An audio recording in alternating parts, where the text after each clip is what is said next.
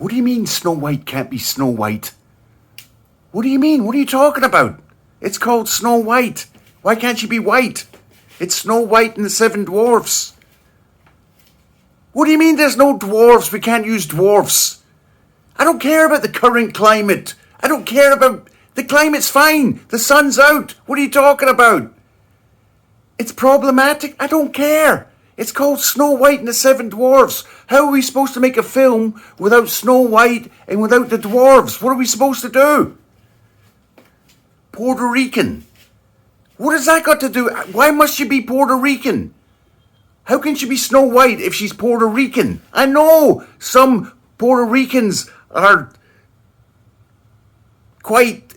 have less melanin than other Puerto Ricans. But she's Snow White. The whole point of the film is the fact that...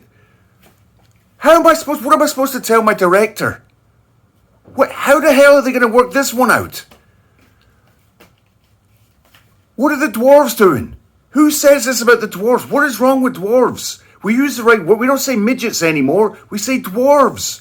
What else is the problem? How can you have Snow White and the seven large people? How is she going to boss them around when they're all 7 foot tall? Have you thought this through?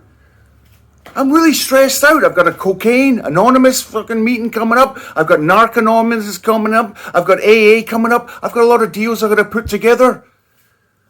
I've got billions of dollars riding on this film. It's a no-brainer. Snow White and it's the number 7. Is that okay? Are we allowed to use the number 7? Is that going to upset anybody? Does the number 7, lucky number 7, is that witchcraft or something? Does that offend religious sensibilities of people who practice voodoo or something? So what did you do? How did your career go, Granddad? Well, I was up for one of the dwarves. You know, in between my NBA basketball career, I thought I'd do a bit of dwarfism, you know. I know it was typecasting, but I thought, well, you know, if you don't try something new, then what can you do?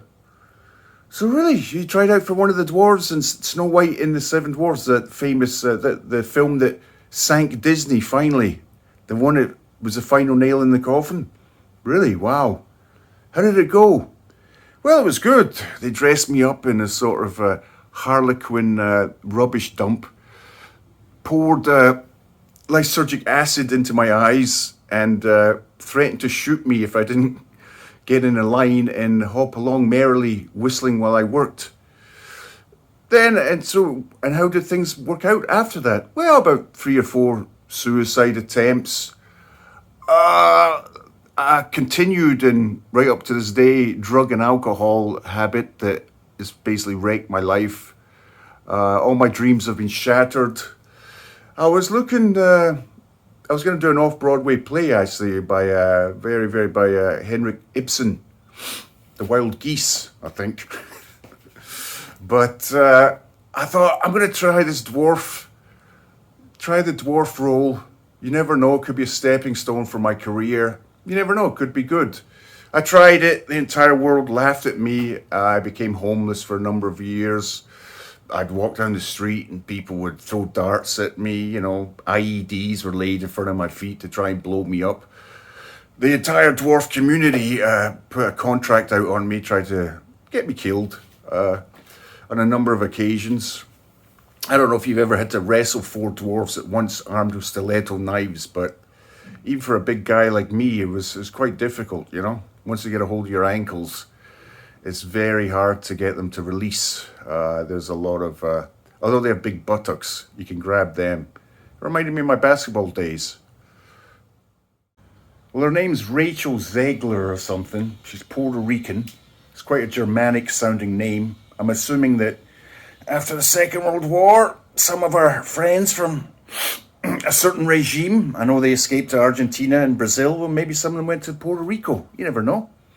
Maybe some of Adolf's confidants are big fans of reggaeton. Who knows?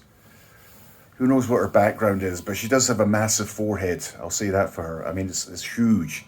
You could house people on her forehead. I mean, I've got nothing against people with fetal alcohol syndrome. You know, you got to do what you got to do when you're in the womb. But that forehead, I mean, you could erect a 6-lane highway on there.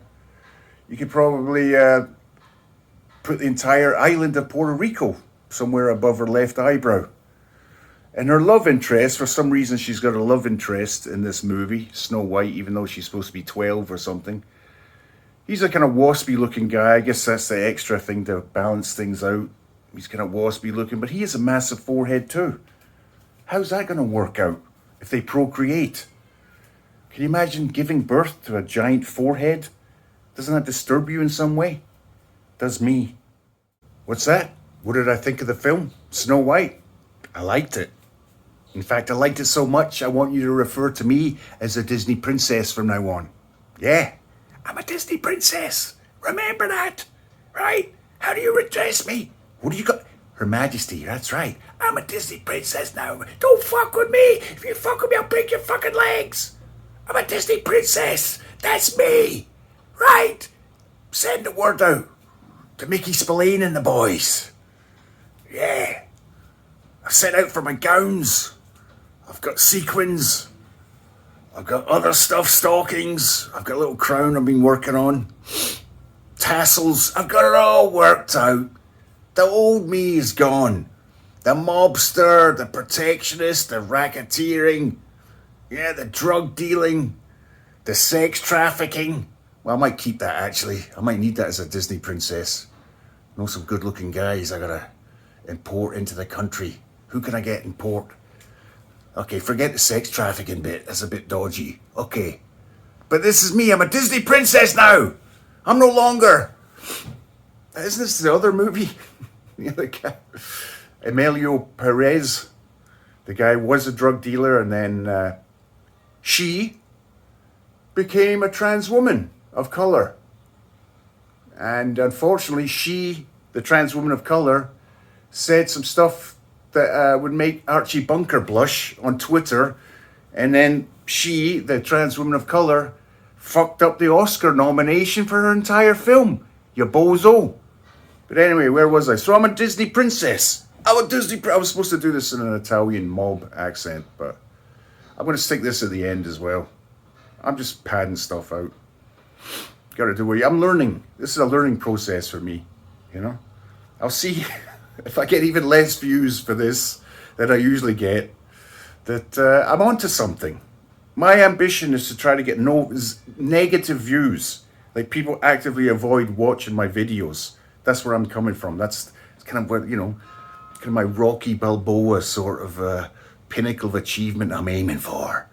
I can see it. I can see it right now. Now I've got an unusual take on this film. You know, from watching the trailer, I've kind of figured out what it is. Snow White represents Hamas, and the Wicked Queen represents the IDF. Now, the only reason I'm saying this is to get some comments, perhaps some death threats, some government surveillance, who knows. Something to liven things up, you know, drive up the viewership. But, you know, she's kind of like Hamas in some ways, that she, they have large foreheads too. They wrap those headscarves around, or those what's that called? A headband. You know those green things with the. I should get one of them. Maybe give my niece and nephew one of them for Christmas. Kind of inappropriate, but give it a go. And the Queen, Gal Gadot, whatever her name is, actually used to be in the IDF. So yeah, Snow White is Hamas, and the Wicked Queen is the IDF, Israeli Defense Force. Shrek is ISIS. Princess, the ogre female, Shrek's wife, Shrekette, is Al Qaeda. I'm going to try and list Al Qaeda. Al Shabaab is Grumpy. The Jackal, the IRA, I would say he's Dopey. It's an Irish joke there. Sneezy who would be a sneezy terrorist? Somebody uses pepper in their explosives.